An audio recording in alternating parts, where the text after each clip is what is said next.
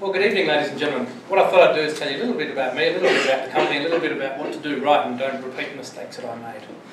So a little bit about me. I'm proof that someone from a lousy background can actually be successful in the world. I grew up in Katherine, the Northern Territory, population of 750 when I was there. I joined the army after school in order to get a free degree because my parents couldn't afford to send me to uni. And I'm highly independent as a result, very self-motivated. Some people would say I've probably got ADHD, or Tourette's if not ADHD. And I try and keep that under control as much as possible. I'm a lifelong learner. I've got two PhDs, I speak 3 languages, and I've built a business on the side. I'm happily married with 2 lovely girls, and I have no idea what work-life boundaries even mean, because it's the one thing, so don't ask me about that one. Alright, let me tell you about Citadel. Citadel is probably one of those brands that you've never heard of, but it's really a Canberra success story. It's a group of companies, and we specialise in managing information in complex environments. That's all we do, manage information in complex environments. But I'll give you a couple of case studies that show just how hard that is. I think we're a really good Canberra story. It was founded here. We listed on the Australian Stock Exchange about 2 years ago. We've got a turnover of about 85 million. We're worth just over $250 million. And we've got about 250 staff, so we're in the top 10 payroll taxpayers in the ACT. We were the BRW Fastest 100 top 20 growing companies in Australia 3 years in a row, and we've continued to grow at 100% or more per year since then. But really important to us is the values and the essence of our business. So we've remained a close-knit and very agile team. It's almost like a big family, and we're not really what you would call a corporate company. We aim to be successful in everything we do, and primarily that starts with being a trusted partner or provider to a customer, and then also being an employer of choice with our people, and finally acting as a focal point for other innovation and SMEs in Canberra. So let me give you some examples that bring Citadel to life. Believe it or not, we developed and delivered Australia's Sky Marshal program. That was outsourced by the Australian government, by John Howard. We managed the Australian government's largest corporate information holdings, which is about 100,000 users every day of the week, hundreds and hundreds of terabytes under management. We train a lot of Australia's youth and provide them with a second chance to get into university or to get a job of their choice. And we were the first in the vocational space to launch a massive open online campus.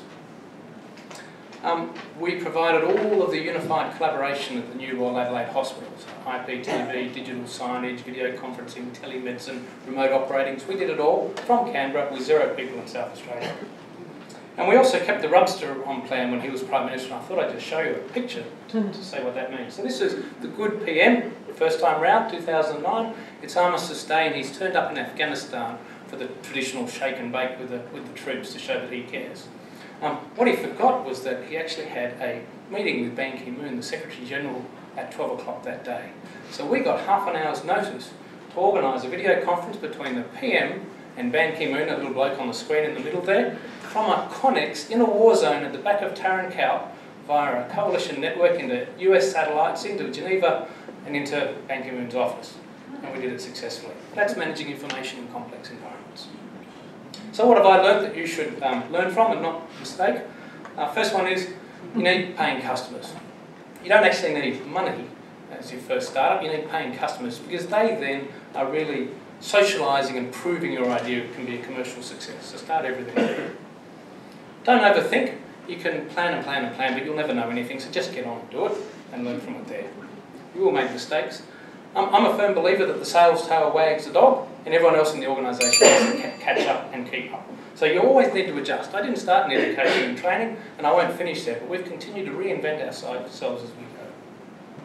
You need to believe in yourself and believe in what you're doing because everyone else will knock you, so you might as well just start, set the example and lead from the top.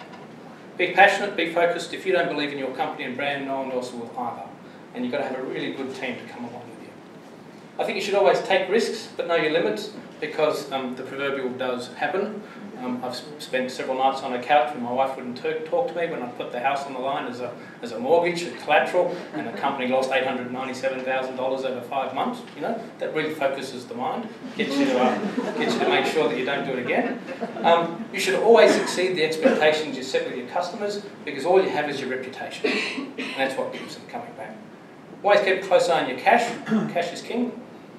Think lean. I often say the thicker the carpet, the thinner the dividend. So if you've got a lovely flashy office and flashy premises, then by default. And there's the last one.